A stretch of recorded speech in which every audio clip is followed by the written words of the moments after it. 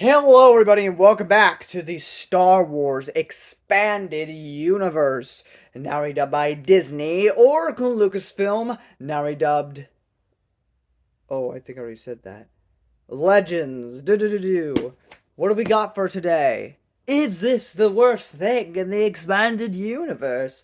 Noah would say no because Danny exists, and Legacy of the Force and Fate of the Jedi exist.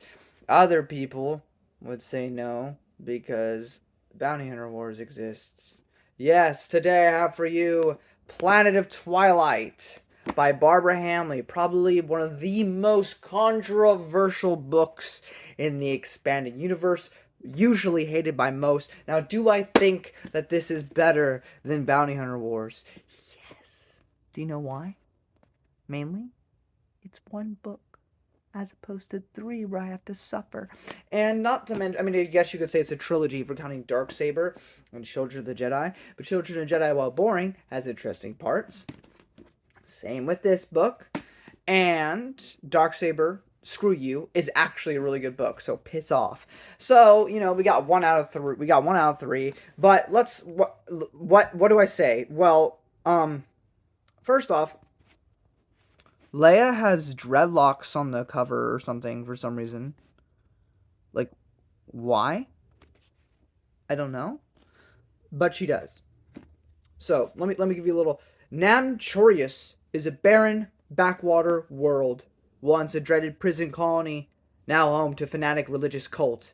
It is here that Princess Leia has been taken captive by a ruthless and charismatic warlord bent on destroying the New Republic. Meanwhile, Luke is looking for his lost love, Callista, because I need her, I need her, I need her. You know?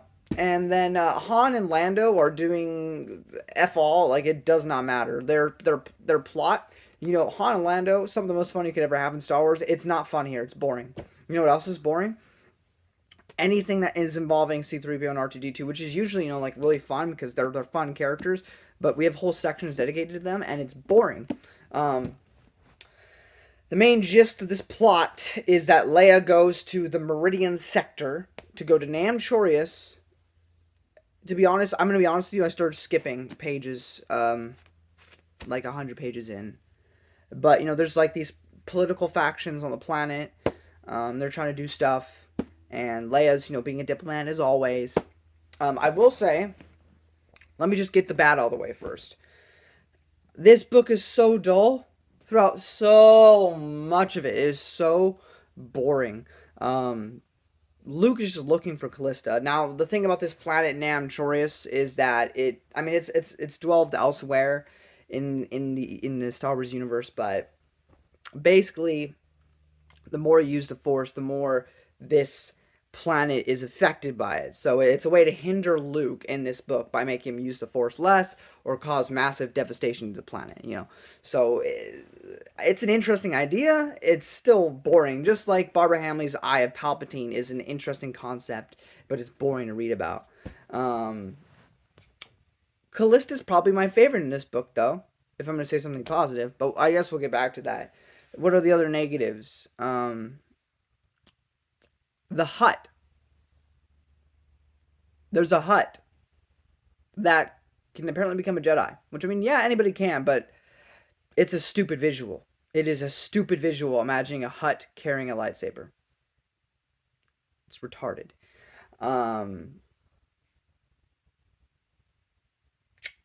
Dala is here since the events of Darksaber. Even her stuff is boring. But I like her ending. I think it's good. I'm actually kind of upset that she comes back as like a villain down the line, but I thought she had a nice little send off because I would prefer that she remained like this neutral character, but it is what it is. I did not take any notes. I have nothing to say about this book. It is just as boring as you've been told. It is not fun. I don't know. Like I said, I still think it's better than Bounty Hunter Wars because it's only one book. But I don't vibe with it. I think let me talk about something positive. Leia's entire kind of story arc throughout this book, I actually really enjoyed. I really enjoyed getting to see Leia actually. She throws down with the hut, which is a really silly visual, But like, I enjoy that Leia gets to actually, for once, partake of that Jedi heritage a bit. I'm glad that while she's, reconciled with the fact that Darth Vader is her father, and she's, okay with accepting that, and she's even forgiven Anakin by, branding her youngest child to be named Anakin. But she still struggles and fears with, what if I become this? It's one of the reasons she has not trained as hard as she could have to become a Jedi. She doesn't want to become her father. It's the same similar thing that Luke fears. But I just thought that was really interesting. She's a great part of this book. Luke is just down so bad. He's such a simp in this book, man. He is such a simp, man. He knew this woman for what, a couple months? He's like, I can't live without you. I need you. I love you. La, la, la. Like, I don't know. Maybe I'm being too harsh because I was also young and stupid once. Except, no, here's the thing. I was younger. I'm 22 now, and that happened like 3.5 years ago. This man is pushing 30 if he's not 30 already by the time of this book. This is what? What is this? Hold on. Was it like 13 years after the Battle of Yavin? Or something like that? It's basically, Luke is about 30 here. And he's acting like he's a teenager. Like, for Anakin Skywalker, that's okay. Because at the time that he turned to the dark side, he was my age, I think. Because he was 19 when the Clone Wars started. So he was about 21, 22. So he'd been right around my age when he actually fell to the dark side. That's much more plausible to me than a 32-year-old man. Though that's possible too. I mean, Darth Tyrannus did it. But the point is, he's not turning dark in here. It's just, he's the Jedi Master of the Jedi Order. And he's so simpy over this woman. And by the end of the book, he kind of just realizes, like, I need to let her go. If I love something, let it go. That's basically the thing. Now, Callista in here, I actually really enjoy. I think she's one of the better parts of this book, surprisingly, even though I don't really care about her in Darksaber, and I don't really care about her in Children of the Jedi. But here, I think she's the most compelling she's ever been. And again, as for Han and Lando, they're doing stuff, but it's really so inconsequential to the overall story. And, unlike Jedi Academy, where that happened to, like, the blob races and stuff, it's not fun. It's not fun. I mean, that's subjective. You could find it fun. I didn't find it fun at all. So, like, if I can find it fun, then I can forgive it being pointless. But if it's not fun, then what was the point? Like, you can have pointless things, but at least make it be fun, please. If it's not fun, why did you write it? But I guess that's subjective. But I don't imagine a lot of people find this book when they read it and think, oh, this is fun. But yeah. The Baldorian fight was funny. I like Dism a lot. Dism as one of the main villains. He's the one controlling the Jirok, which is this species on the planet. They're basically this... They talk about this death seed plague, which is what these Jiroks are. And Dism wants to get them off planet so they can infect everyone. It's an interesting thing. Dism's actually pretty creepy of a villain. I do enjoy when he shows up. But I don't know. It's just really boring to read about. And C-3PO and R2-D2 act nothing like themselves, and it's just very boring to read about them. They're not funny. C-3PO doesn't act like C-3PO, so I don't know. There's so much, so dull in this book. But there are moments of brilliance, like I said, with Leia, with her arc, and with Callista. What else? I generally, I should have wrote notes down, but I generally have nothing to say. This is a pretty bad book. There's stuff that's good in here that I like, but it is just like Children of Jedi, I think, objectively a bad book. I think you can make a strong case that this book is just flawed in a lot of ways. Again, I still like it more than Bounty Hunter Wars. I still like it more than Approaching Storm by Alan Dean Foster. I still... that's not true, actually. I like Rogue Planet more than this book. Rogue Planet I didn't like because it's overall boring. Once they make it to Zomno Sakat, nothing much happens. But there's some really good emotional moments, especially early on with Anakin and Obi-Wan. I remember there's a specific scene where Anakin just kind of runs over and hugs Obi-Wan and thanks him for taking him in. And it was just a really, really sweet scene. and it stuck with me. But the overall story, regardless if it connects with Verge and everything, is boring. Now this, again, we got Leia being cool in here, we got Callista being cool in here, Lucas being simpy, and I don't care. Han and Lando, I literally could care less about what they're doing. And C3 and also C3PO and R2D2.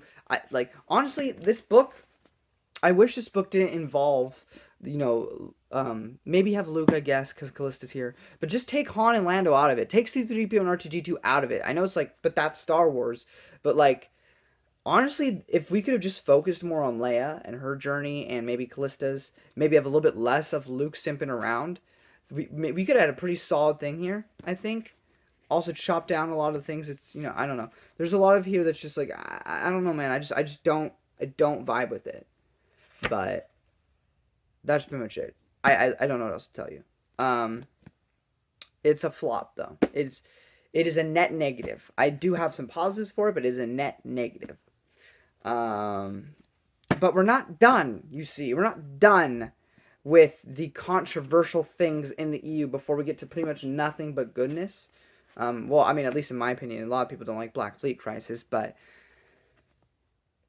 after this, we have The Crystal Star by Vondon M. McIntyre, or Vondon something McIntyre, which is that book that everybody says is horrible, that I skipped on my first read-through because everybody told me it was so horrible.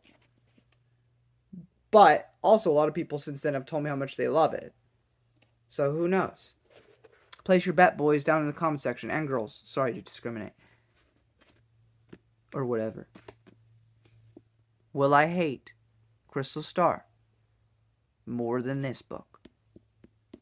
Or Bounty Hunter Wars? Or whatever else? Place your bets, boys.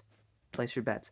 I'm not giving you the money, but you got to get the money between yourselves. I'm not taking the bets. I'm just having a little fun with you guys. I just want to know your answers in the comment section below, but I ain't giving you my money. Frick you. Just kidding. But yeah. Sorry. I could not be bothered to take notes on this for a lot of it. I just didn't care. I haven't actively done that, where I've just gotten so bored that I said no to writing notes since Siege and Gambit. So that speaks to the level of badness. Like I said, though, there's good parts in it I do genuinely like, but it's not worth the 390 pages I have to read to get that little sliver of goodness. Yeah, that's pretty much it, guys. That's it for Barbara Hamley. She will not pop up again. This is her last appearance, at least chronologically. So, until next time, guys, may the Force be with you. And I'll see you when we review the book about our Savior, Waru.